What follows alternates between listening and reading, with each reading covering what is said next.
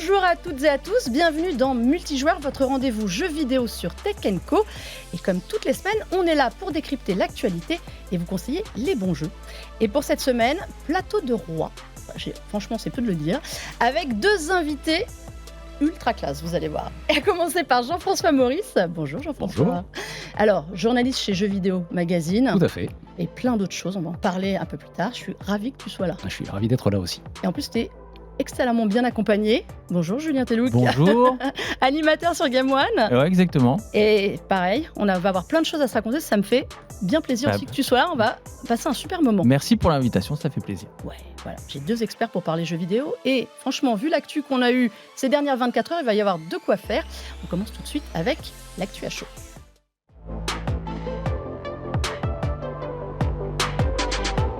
Alors l'actu, elle est vraiment à chaud, puisqu'on va revenir sur le PlayStation Showcase qui a eu lieu hier. 1h15 de jeu, une trentaine de trailers pour en prendre plein les yeux, mais aussi pour se faire une idée de la future stratégie de PlayStation pour sa console. C'était quand même assez riche, messieurs. Non, hein, Julien, on a de quoi faire. Alors franchement, c'était une belle conférence. Il faut différencier les PlayStation Showcase des State of Play, tu as raison, qui sont totalement différents. Les State of Play, généralement, c'est un jeu, voire quelques jeux. Là, c'est vraiment toutes les exclusivités PlayStation qui vont arriver et tous les jeux partenaires. Ça dure plus longtemps, il y a plus de jeux, donc vraiment c'est un peu l'équivalent d'une conférence E3. Le dernier PlayStation Showcase, je crois que c'était en 2021. Ouais, je crois, il me semble aussi. C'est pour vous dire que ça remonte. Hein. Voilà, et on avait eu déjà à l'époque du Wolverine, du Spider-Man ou du God of War. Là, moi je trouve que c'était plutôt une bonne conférence. J'étais un peu déçu parce que je m'attendais à avoir beaucoup plus, voir les gros jeux PlayStation exclusifs, genre peut-être du Uncharted, du The Last of Us multijoueur, la suite de Ghost of Tsushima. J'ai pas eu ça au final. On a eu un bon Spider-Man 2 qui est très attendu mais qui va sortir en fin d'année. On a eu des nouvelles licences, on a eu des petits jeux indés avec beaucoup de Devolver et on sait pourquoi, parce que PlayStation est rentré au capital de Devolver, je crois à hauteur de 5%, donc du coup ils ont placé un peu les partenaires et compagnie. Bon choix, mais Devolver, ça reste toujours des bons jeux, on le sait, c'est toujours des bons jeux indés et pas mal de jeux qui font leur retour aussi. Alors parfois c'est une bonne nouvelle, parfois c'est pas une bonne nouvelle. Il y a beaucoup de jeux qui ont été pas forcément des trucs extraordinaires dans le passé et qui reviennent. Dragon's Dogma, c'était pas forcément un succès incroyable. Helldivers, moi c'était un jeu que j'avais adoré sur PS Vita. Et là, il revient dans une suite, mais cette fois-ci avec un style totalement différent au niveau graphique. Et cette fois, ils ont du budget, j'ai l'impression que ce n'était pas le cas du premier. Ils viennent nous faire tout le programme. Moi, je reste un peu sur ma faim. Spider-Man, c'était cool de montrer, mais j'aurais voulu voir Wolverine qui a été présenté au précédent PlayStation Showcase. Il a porté disparu depuis. Voilà, j'attendais quand même plus de choses. Je reste un peu sur ma faim. C'est vrai. Alors face à toi, Jean-François, lui, il est beaucoup plus enthousiaste. Oui, moi j'ai adoré parce que comme tu le soulignais, Julien, beaucoup de jeux. Voilà, il y a quand même effectivement plus de 20 jeux présentés, dont pas mal pour la première fois. On a quand même des titres qu'on n'avait jamais vus avant. C'est vrai. Voilà. Alors on va préciser, c'est important, comme tu le faisais aussi, c'est qu'à un moment, il y a beaucoup de jeux qui sont des jeux d'éditeurs tiers, qui seront certes disponibles sur la PlayStation, mais qui seront aussi disponibles sur Xbox, sur Nintendo Switch, etc. Donc la majorité des jeux d'ailleurs présentés hier soir sont des jeux qui sont des jeux multi-consoles. Ça doit être une conférence PlayStation, Sony. Ils oublient de le préciser que ça passe chez les voilà, c'est une bonne guerre. C'est le jeu. Il y a des jeux exclusifs, mais il y a beaucoup de jeux qui sortent sur PC ou sur Xbox. Tout à fait. D'ailleurs, même les jeux Sony, potentiellement, la plupart sortiront au moins sur PC, de toute façon. Ouais. On le sait, on a vu les Spider-Man, les God of War aussi par le passé sortir sur PC. Aujourd'hui, la stratégie de Sony, c'est de sortir sur PlayStation 5 et sur PC ces jeux. Donc en tout cas, beaucoup de jeux pour la première fois, et effectivement une très longue séquence sur le Spider-Man 2 qui était hyper attendu, et puis avec une date de sortie, parce que mine de rien, aujourd'hui, le Spider-Man... Fin d'année, ils nous ont dit. Oui, fin d'année. Il n'y a pas de date de sortie, mais la fenêtre, on sait que c'est la fenêtre, c'est octobre. En fait, c'est octobre-novembre, puisque les jeux ne sortent pas en décembre, il n'y a pas de jeux vidéo qui sortent en décembre. Comment vous les achetez pour Noël, sinon? Exactement, voilà, ça se commande avant. Donc c'est octobre-novembre, donc on sait que Spider-Man 2, sauf retard éventuel, sera évidemment sur la fin d'année. Et qui va faire des belles ventes en plus, le Spider-Man 2, parce que j'ai cité The Last of Us, God of War et compagnie, mais Spider-Man 2 c'est un jeu qui va exploser les ventes parce que Marvel, parce que pour les gamers c'est un bon jeu aussi, parce que le premier c'était un bon jeu, Miles Morales c'était un bon jeu, donc normalement ça va exploser les ventes. Alors justement, on va en parler de ce Spider-Man 2. On a vu ce qu'on savait déjà, c'est qu'on jouerait Peter Parker et Miles Morales, donc les deux héros des précédents jeux. Ce n'est pas un jeu multi. Il faut quand même le préciser, ce n'est pas parce qu'on a deux personnages que vous allez pouvoir... Il n'y aura pas de coop, ce sera un jeu uniquement solo, et on va basculer de l'un à l'autre. Alors, sur ce qu'ils nous ont montré, j'ai pas trop compris comment. Alors, moi, perso, je ne comprends pas pourquoi il n'y a pas de coop sur ce jeu-là. Oui. c'est aujourd'hui, le jeu vidéo, il y a beaucoup de coop. Là, c'était l'idéal d'avoir 2 personnages, 2 Spider-Man pour faire de la coop. Je ne comprends pas comment Insomniac Games ne fait pas de la coop sur ce jeu-là. Moi, à titre personnel, j'ai trouvé que le gameplay était vraiment très beau, c'était fluide. On voit que les nouvelles attaques de Miles Morales sont hyper intéressantes, qui sont par rapport à l'univers Marvel. Il a gagné des pouvoirs d'un autre personnage et compagnie qu'on avait vu à la fin, je crois, d'un Ça, on Spider-Man. peut le dire, on le voit Voilà. on le voit dedans, il va avoir Venom en lui. Le Et symbiote. Voilà. Le symbiote, et profiter donc des pouvoirs. Mais moi, il m'a hypé ce gameplay. J'ai hâte de mettre la main sur ce Spider-Man 2. C'est vraiment un jeu qui m'intéresse. Après, peut-être, j'ai l'espoir qu'il y aura le coop, peut-être un petit peu plus tard, lors d'un DLC. Peut-être, j'espère qu'ils vont penser à ça pour le jeu. Mais ils ont dit que non. Ils l'avaient dit avant la conférence Il avait PlayStation annoncé que 15, il avait dit non. Ce sera un solo. Grosse déception. Toi, t'as aimé, toi? Alors, je trouve ça. Ça s'y prête, effectivement, tu te dis 2 personnages, ça serait idéal pour faire du coop. Et en même temps, Spider-Man, c'est un jeu, c'est aussi une aventure narrative, c'est aussi très écrit en fait. C'est vrai, ouais, c'est Et vrai. c'est toujours beaucoup plus compliqué de faire des jeux. C'est-à-dire que les jeux multi sont des jeux qui sont en fait qui ont moins d'impact narratif. Voilà, parce qu'à un moment, c'est quand tu Faut veux choisir. t'approprier l'histoire, voilà, c'est ton histoire, donc c'est ton aventure. Donc à un moment, un jeu. Mais God of War, on pourrait dire la même chose du dernier God of War. C'est God vrai. of War, à un moment, tu joues Kratos, et derrière, tu vas jouer aussi son Tout à fils, tu fait. vas On jouer. pourrait dire pareil de The ouais. Last of Us aussi. Il y C'est a très des- PlayStation d'avoir 2 personnages à Oui, chaque exactement. fois. Mais le qui premier s'entraînent. Last of Us, à un moment aussi, tu joues Ellie, tu joues. Voilà. Donc, à un moment, et ça te. C'est une question de point de vue. Ça te permet d'avoir différents points de vue dans une même aventure. Et je trouve ça assez Mais c'est intéressant. écrit. Et ça illustre le souhait de faire une aventure très écrite, narrative, avec une vraie histoire inédite Marvel. Et je pense que ça va être super à découvrir. Donc, déçu, oui et non, parce qu'une fois encore, ça veut dire que ça sera un jeu très écrit. Et donc, ça va être une super aventure. Mais ça a été la force du premier et du Miles Morales. C'est extrêmement bien écrit, c'est extrêmement beau aussi, de ce qu'on a vu. Alors, moi, j'ai eu l'impression vraiment des 2 premiers. Oui. Visuellement, en plus, il y a eu un remaster du Spider-Man, le premier. C'est très, très beau. C'est Insomniac Games, ils font des jeux avec une lumière qui est dingue, ce qu'on a vu sur l'eau. De ce qu'on a vu des 12 minutes, est-ce que vous n'avez pas eu l'impression qu'il y avait un peu trop de couloirs sur ce jeu? Moi, ça m'a La pas choqué. séquence. Moi, ça m'a pas Il choqué. y a un moment, je ne savais plus si j'étais dans une cinématique, alors ceci, beau, mais dans une cinématique ou dans du gameplay. Oui, en même temps, c'est du marketing, Ouais. faut pas l'oublier. Après, est-ce qu'ils ont montré les bonnes choses? C'est toujours la question. toujours la question. Enfin, Spider-Man, d'une manière générale, c'est quand même un monde ouvert, c'est très ouvert, on peut aller n'importe où, dans n'importe quel sens, il y a des missions dans tous les sens. Donc moi, je fais assez confiance vraiment à Insomniac Games, qui est un super studio, voilà, ils maîtrisent, ils ont un vrai savoir-faire. Donc après, ce qu'ils ont montré, ça donnait peut-être cette impression, mais on parle de 12 minutes d'une aventure qui va peut-être durer 25 heures. Ouais. Ouais, une vingtaine d'heures, Ouais, ils ont annoncé. j'ai- Je pense que c'est très bien. Ça J'ai suffit aucun amplement. doute sur le fait que ça sera un excellent jeu. Ah, mais ça- C'est-à-dire, on est dans la lignée de ce qui a été fait auparavant, peut-être mieux parce qu'on est sur PS5 là cette fois-ci. D'ailleurs, sur le C'est un- PlayStation un Showcase, vrai- déjà, c'était un détail. C'est avant, on parlait de jeux PS4, PS5. Là, on a parlé de jeux PS5 et PlayStation VR 2. C'est un détail important, mais on est en train de désavouer, de terminer la génération PS4 pour aller sur la vraie transition PS5. Et je pense que ce sera un excellent jeu. Moi, j'ai adoré les 2 Spider-Man. Hein. Vraiment, c'est un plaisir à jouer. Plutôt facile à jouer, mais avec des petits challenges pour ceux qui veulent faire toutes les missions et tout. Je pense qu'on sera dans cette lignée-là. Et en plus, là, j'ai trouvé quand même que graphiquement, c'était plus beau que ce qu'on avait connu auparavant. C'est très beau. Beaucoup plus fluide aussi. Moi, j'ai beaucoup aimé. J'avoue que le coup des 2 personnages, j'attends de voir. On a vu le méchant aussi, donc Kraven, Craven. le chasseur, qui a l'air d'être un personnage haut en couleur au niveau baston. Ça sort en fin d'année, donc on vous le dit, octobre-novembre. Octobre, Hein, ouais. on crame aucune info. C'était le vrai jeu exclusif de la PlayStation qu'on a vu. On a vu aussi Assassin's Creed Mirage, Tout à fait. qui a lui aussi une date de sortie. Ce sera le 12 octobre. C'est un problème, les dates de sortie, justement. On a un peu eu des dates de sortie que pour les jeux qui n'étaient pas, en effet, des exclusivités. Qu'est-ce que vous en pensez de ce Assassin's Creed Mirage, donc, qui revient aux fondamentaux? Ils veulent revenir à l'épisode 1, Bagdad au 9e siècle. Ça ressemble quand même beaucoup à du Assassin's Creed. Il n'y a pas beaucoup de surprises. Ah bah, c'est du Assassin's Creed. Moi, je trouve ça très bien qu'ils reviennent à cette formule-là. Je pense qu'il y a beaucoup de joueurs qui étaient un peu déçus et qui attendaient peut-être un DLC, un nouveau DLC pour Valhalla. Valhalla non, est ça allé... suffit, j'ai dit Valhalla. Voilà, Assassin's Creed Valhalla a été dans un style bien particulier qui a plu à énormément de joueurs parce que c'est un succès commercial incroyable. Mais je pense qu'il y a une partie des fans d'Assassin's Creed qui aiment bien les Assassin's Creed à l'ancienne et qui ont découvert la licence Ouais. au tout début et qui à un moment donné se sont sortis un petit peu perdus avec des jeux qui durent plus de 80 heures pour les terminer, avec beaucoup de quêtes annexes et qui veulent quelque chose un peu à l'ancienne, jeu d'action-aventure, on fait l'aventure principale avec aussi beaucoup de scénarios, on termine et on est content. Et moi, à titre personnel, Valhalla, j'ai trouvé que c'était un super jeu, mais je suis pas allé au bout pour le terminer. Là, celui-là, j'irai peut-être au bout pour terminer la trame principale. Alors moi qui attends Prince of Persia, forcément ça me parle parce que j'adore cet univers, je trouve que ça s'y prête. Et en effet, moi je suis plus fan des premiers. Ça me parle. On a découvert d'autres pouvoirs aussi. Est-ce que ça va être un peu plus riche sur le personnage et moins sur l'histoire?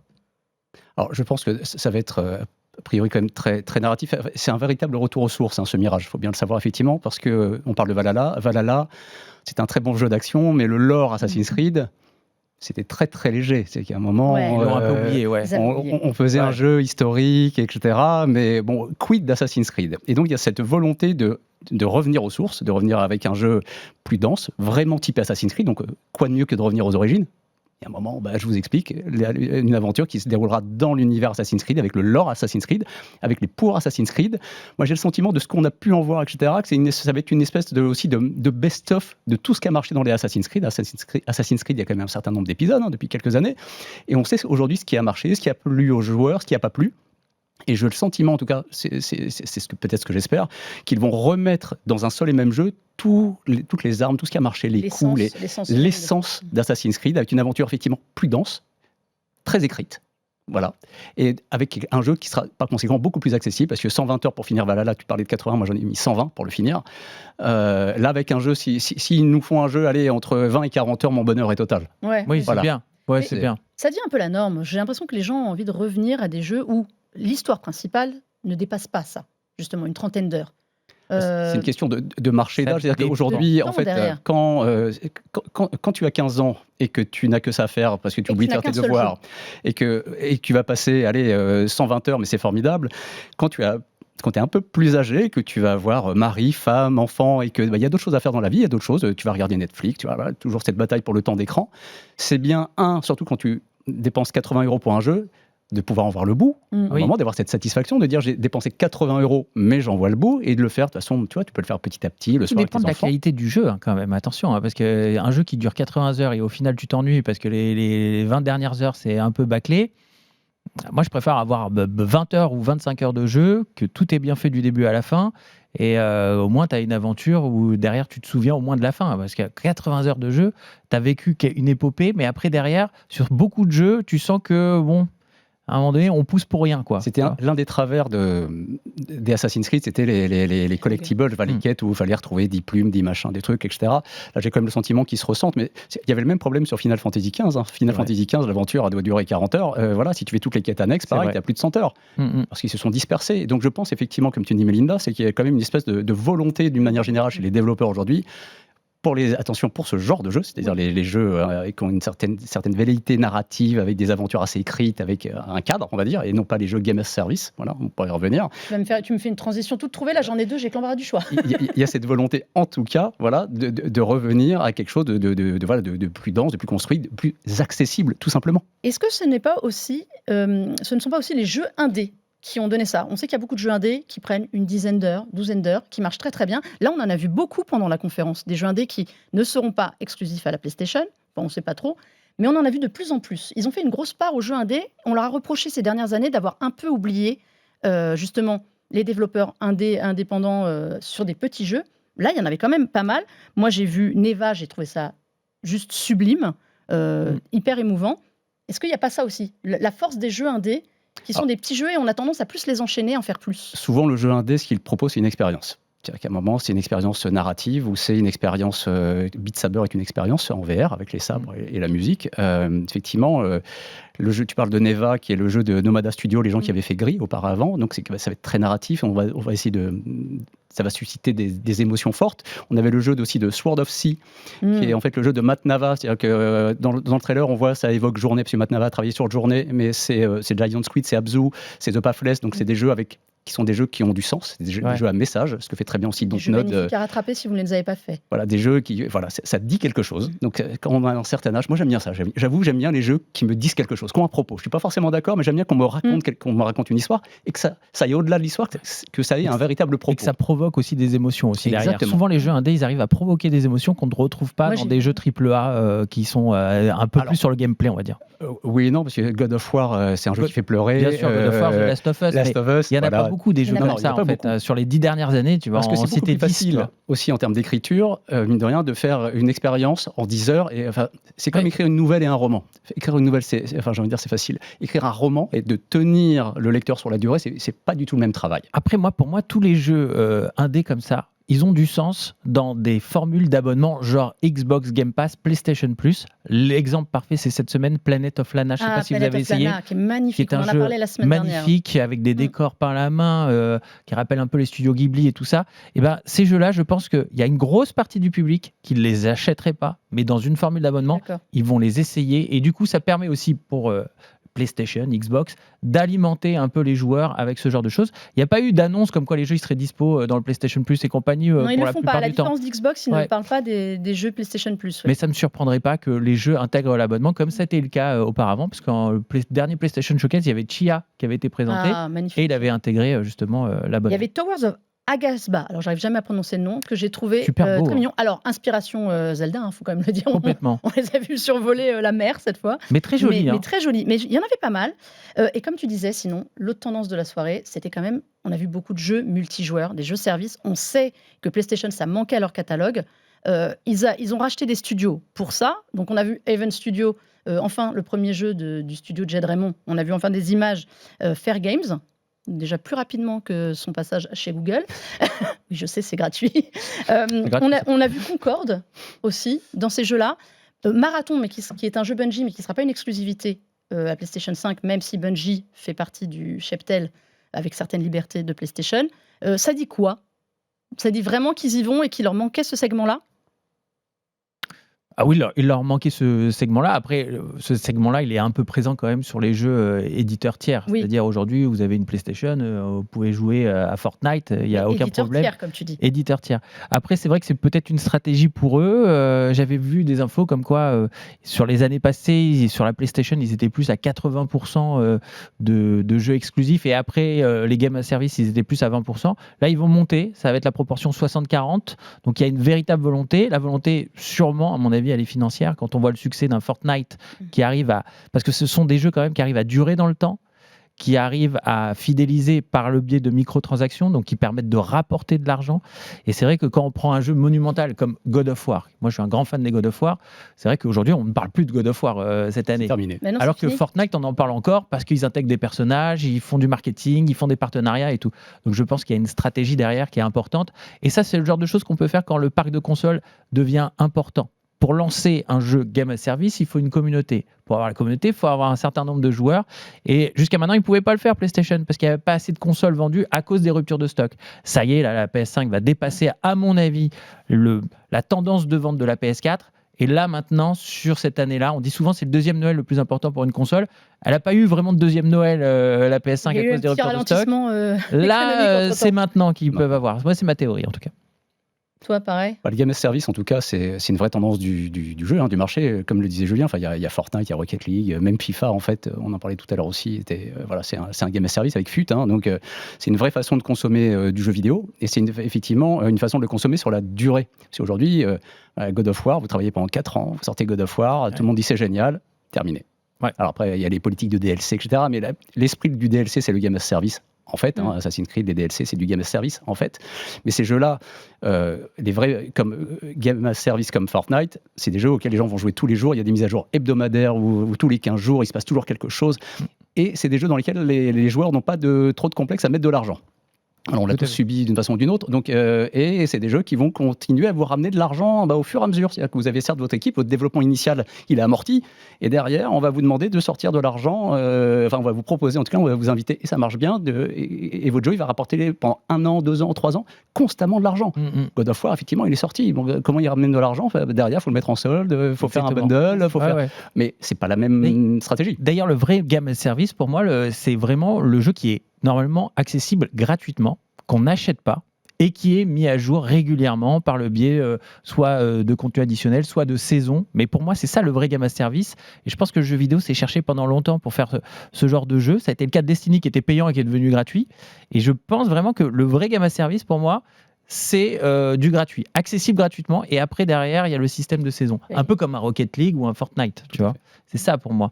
Pour ça, FIFA, pour moi, c'est pas pour l'instant un Game as Service, mais ça pourrait le C'est une pouleuse devenir avec d'or. une version gratos. Mais je C'est crois une que pouleuse d'or. ailleurs, ça existe dans d'autres pays. Alors, il y a plein de jeux dont on n'a pas eu le temps de parler, évidemment, parce on a vu un nouveau Metal Gear Solid, qui n'est pas un nouveau, Delta Snake Eater, Snake Eater. qui est un faux nouveau qui s'appelle autrement, mais qui n'avait pas le Delta avant. On a vu Alan Wake 2, qui existe bel et bien, qui est le premier jeu édité par Epic Games en tant qu'éditeur, qui est, pour la petite histoire, le jeu le plus anxiogène, le premier auquel j'ai joué, qui m'a foutu les jetons, Mais ouais. pas croyable. Donc il est hors de question que je fasse le deuxième. Je vous préviens déjà, messieurs, on reviendra en parler. Un jeu, si tu devais retenir un jeu, hormis Spider-Man évidemment, un Hormis jeu qui t'a Spider-Man, marqué. un jeu qui m'a marqué, moi, Helldivers, parce que j'avais vraiment adoré ce twin shooter qui était sorti sur PS Vita. J'avais adoré ça et ça m'a fait plaisir de les voir revenir, plus avec une bande-annonce qui était un peu rigolote et tout ça. Donc, moi, ça serait un des jeux vraiment où je me suis dit, tiens, c'est marrant d'avoir ce genre de jeu. Qui doit arriver courant 2023. C'était aussi un autre problème de cette conférence. Il n'y avait pas de date pour beaucoup de jeux. Et toi, Jean-François? C'est dur de choisir. Il y en a 30 là, tu as quand même. Il y a quand même un jeu très important dont on n'a pas trop parlé et qui pourtant sort prochainement, qui est le Final Fantasy XVI. Oui. Qui a été montré, il y avait un nouveau trailer, il y a effectivement eu une conf State of Play spéciale FF16, etc. Je pense que mine de rien, voilà, c'est bien de ne pas l'oublier. C'est un jeu qui sort prochainement, plutôt de se dire il y a des jeux qui sortent en 2023, 2024, on ne sait pas quand on va jouer. Là, on sait quand on va jouer. Et c'est une exclusivité C'est PlayStation, une exclusivité. mais pas chez PlayStation. Non, c'est de leur Square micmac Enix. avec Square. Tout à fait, et je pense que c'est un jeu qui va vraiment valoir le détour. Donc, il y a eu pas mal de previews là qui ont été réalisés. Les retours sont excellents.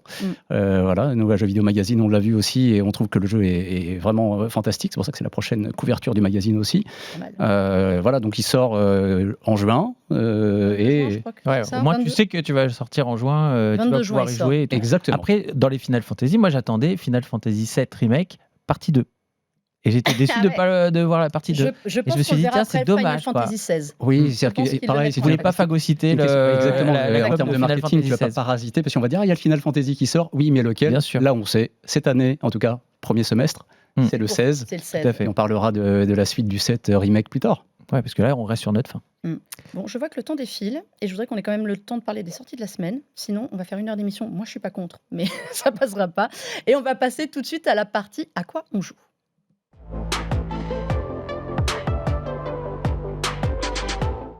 On a fait l'impasse sur la console aussi qui a été annoncée. On y reviendra sur cette console Project Q. Une manette, pas vraiment une console. Exactement, c'est une manette parce qu'elle ne servira pas à jouer loin de chez soi, sauf en Wi-Fi.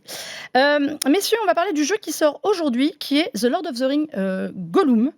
Ce n'est pas la première fois qu'il y a des jeux sur l'univers du Seigneur des Anneaux, mais c'est la première fois qu'il y a Gollum.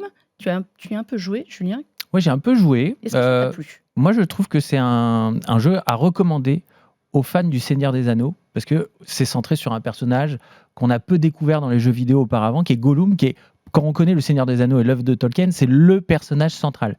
Après, pour quelqu'un qui ne connaît pas le Seigneur des Anneaux ou qui est fan juste en ayant vu les films et voilà, qui connaît pas trop l'univers de Tolkien, c'est pas le personnage le plus sexy du monde, parce que il a sa personnalité, il a aussi son corps, et du coup, on va être dans un gameplay qui va être plus d'infiltration, fuir les ennemis. Donc voilà, quand on va aller dans ce jeu-là, il va falloir vraiment connaître l'univers de Tolkien et les qualités et les défauts de ce personnage-là. Après, quand on est fan, c'est vachement bien fait. Alors, c'est sûr, visuellement, on ne va pas retrouver ce qu'on a connu dans les films. Donc, si jamais vous croisez un Gandalf, vous n'allez pas avoir ce qu'on avait vu auparavant. Mais vous allez avoir ce personnage de Gollum qui est partagé entre deux personnalités, donc Gollum et Sméagol, avec toute cette histoire autour de l'anneau. Donc, c'est pas forcément le jeu de l'année, on va être franc. Il va peut-être pas gagner un award à la fin de l'année. Ça pas le GOTY. Voilà. En revanche, si vous êtes fan du Seigneur des Anneaux, c'est un jeu que je vous recommande parce que vous allez pouvoir découvrir le lore autour d'un personnage qui est Gollum, qui est peut-être pas le plus sexy, mais qui reste important dans l'univers. Tu as commencé, Jean-François, le jeu? Oui, tout à fait. Oui, je suis assez en phase avec ce que dit Julien. Effectivement, pour moi, c'est avant tout l'occasion d'explorer de façon différente le lore de Tolkien. Donc, c'est vraiment pour les fans, voilà, c'est qu'il y a quand même beaucoup ça se déroule dans l'univers de Tolkien, beaucoup de références, beaucoup de lieux qui sont évidemment des lieux du monde de Tolkien. Donc, c'est le plaisir de les découvrir et ce qu'on a imaginé, de le visualiser de façon différente avec un personnage effectivement assez inédit en termes de gameplay. On a rarement eu l'occasion de jouer Gollum dans un jeu vidéo. Alors moi, je voulais vous parler vite fait, mais je vais faire très vite. Company of Heroes 3, qui est un jeu de stratégie qui arrive enfin sur console. Là, on est plus complètement sur un jeu tendance de guerre qui sort le 30. Je trouvais que c'était bien. C'est une franchise qui est assez ancienne, qui revisite la Seconde Guerre mondiale, mais d'un point de vue purement stratégique, on est loin des Battlefield, des Call of Duty d'antan. Vous y avez joué ça ou pas, vous? Moi, j'ai pas joué encore. Pas encore? Bon, j'ai passé. Enfin, l'intérêt, c'est que c'est un jeu de stratégie, temps réel. Voilà, donc pour les vieux, c'est un Command and Conquer-like, on va dire ça comme ça. Oui. Après, ce qui est intéressant dans ce jeu, c'est le background de World War II. Là, cet épisode, il explore, on va dire, les campagnes d'Afrique. D'Afrique du Nord et d'Italie. Donc voilà, tu vas voir la bataille d'El Alamein, Monte Cassino, Tobruk aussi, etc. Donc c'est ce genre de conflits qui sont mis en scène. Donc j'aime bien toujours cette dimension historique. Donc ça a été bossé avec un historien. Donc c'est un jeu intelligent, on peut prendre du plaisir et apprendre des choses, que demander de plus. Et jouer à la manette. Alors jouer à la manette, c'est pas terrible. Moi, non, mais il y en a qui préfèrent. Moi, je trouve que les jeux de stratégie, maintenant, je les ai redécouverts avec l'iPad. Avec l'iPad, les jeux de stratégie et le tactile, je trouve que c'est hyper adapté aux jeux de stratégie. Ouais, je trouve que c'est vraiment idéal d'avoir le doigt pour diriger des armées et tout ça. Je trouve que c'est vraiment une nouvelle manière de redécouvrir ce jeu. Voilà. Et alors, on va parler, parce que j'y tenais, Jean-François, ce que nous parle de Solasta. Parce qu'il y a un DLC qui sort. Tout et c'est un jeu français, Solasta Magister of the Crown. Voilà. Pour finir en beauté, raconte-nous ce jeu. Rapidement, Solasta Magister of the Crown. Alors déjà, il faut savoir que c'est une production française. C'est Tactical Adventure, qui est un petit studio parisien, qui sont des fans de jeux de rôle, de Donjons et Dragons, qui ont fait un jeu de stratégie, RPG tactique, pour le coup. Donc c'est quoi un RPG tactique? C'est un jeu de rôle avec des combats, on va dire au tour par tour, avec il faut prendre en compte les lignes de tir, les reliefs. Donc c'est un jeu, déjà, c'est hyper intelligent. C'est un jeu qui est très réussi tactiquement. Les situations tactiques, là on a le nouveau DLC qui sort aujourd'hui qui s'appelle Palace of Ice. Donc qui va vous garantir aussi, ça c'est ce qu'on temps fort, c'est au moins 25 heures de jeu. Donc déjà le premier Magister of the Crown, il faut avoir le jeu à la base, qui est vendu aujourd'hui 15 € environ sur Steam. Il faut avoir ce jeu-là. Le DLC est vendu 15 €. Donc pour 30 €, vous allez avoir 50-60 heures de jeu dans l'univers de Donjons et Dragons. Ça reprend les règles de la 5e édition de Donjons et Dragons, pour ceux qui maîtrisent un petit peu, avec une véritable histoire. Donc c'est le début et la fin de l'histoire. Il faut avoir le Palace of Ice pour avoir la fin de l'histoire. Donc je vous recommande vraiment, parce que l'histoire est aussi assez sympa. Et puis avoir surtout des situations tactiques. C'est un peu comme les échecs revisités. C'est les échecs, un tactical RPG. Vous avez vos guerriers, il y a les guerriers adverses, il faut les placer, il faut tirer, il faut envoyer des sorts. C'est absolument passionnant. C'est très intelligent et c'est super bien réalisé. Donc très franchement, je vous le dis, ce Magister of the Crown, le Palace of Ice, c'est le DLC du moment. C'est rare de parler des DLC, surtout sur un plateau, mais vraiment c'est l'occasion. 15 €, faites-vous plaisir. En plus, Donjons et Dragons, ça revient à la mode. Ça revient à la mode. Il y a le film qui est sorti récemment. Ouais. Voilà, je milite pour ce jeu qui, à mon avis, un pur plaisir pour tous les fans de Baldur's Gate-like, on va le dire comme ça. Bon, et pour finir, c'est moi. Voilà à quoi je vais jouer cette semaine. Ah là là, mais t'as trop de chance. À monter ça, en évitant que ces messieurs partent avec ma boîte. Je vous montre ça parce que c'est drôle. C'est la borne Pac-Man, la borne arcade Pac-Man à l'ancienne qui arrive chez Lego. Ils avaient fait déjà la console Super NES. Ils ont fait Atari aussi. Je trouve ça rigolo. Ça va me prendre un temps fou. Il y a 2650 pièces. Donc, si vous voulez venir m'aider, messieurs, n'hésitez pas. Combien ça vaut, ça? Et ça vaut 270 €. C'est pas donné. C'est pas donné. Mais il y a de quoi faire. C'est assez rigolo. Alors, on ne peut pas jouer avec. C'est le seul problème. Mais il y a juste un petit mécanisme rigolo avec une manette pour en faire quelque chose. Je voulais le montrer parce que c'est pas mal. C'est mon côté un peu geek. L'objet de déco, en tout cas. Voilà, ça se passe dans un setup de gameuse et de gamer. Voilà. L'objet a l'air vraiment beau. J'ai une semaine pour la monter et vous montrer la semaine prochaine à quoi ça ressemble. D'ailleurs, challenge. La conf PlayStation, le PlayStation Showcase, j'ai cru voir à un moment donné une PS5 en Lego.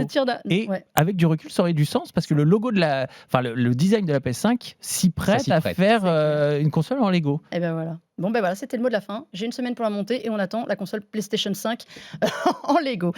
Messieurs, merci d'être venus. Merci beaucoup pour ce débrief de la conférence PlayStation. Jean-François Maurice, on te retrouve dans Jeux Vidéo Magazine ou sur la chaîne de Jeux Vidéo Magazine sur YouTube, TikTok. Venez nous voir. On a fait aussi sur la conférence les 5 choses à ne pas manquer sur la conférence, un peu comme aujourd'hui. Si vous voulez le résumer, c'est sur la chaîne YouTube de Jeux Vidéo Magazine. Ouais, parfait. Julien? Moi, vous me retrouvez sur Game One tous les mercredis avec mes copains Marcus, Kayane, Nutiteuf, Sora. On a une émission qui s'appelle Team Game One. C'est un direct d'1h30. Et pendant 1h30, on fait un peu comme vous. On parle de jeux vidéo, mais on fait des quiz. On fait aussi des défis où on essaye de reproduire des jeux vidéo IRL dans la vraie vie, dans le couloir. On essaye de s'amuser avec ça.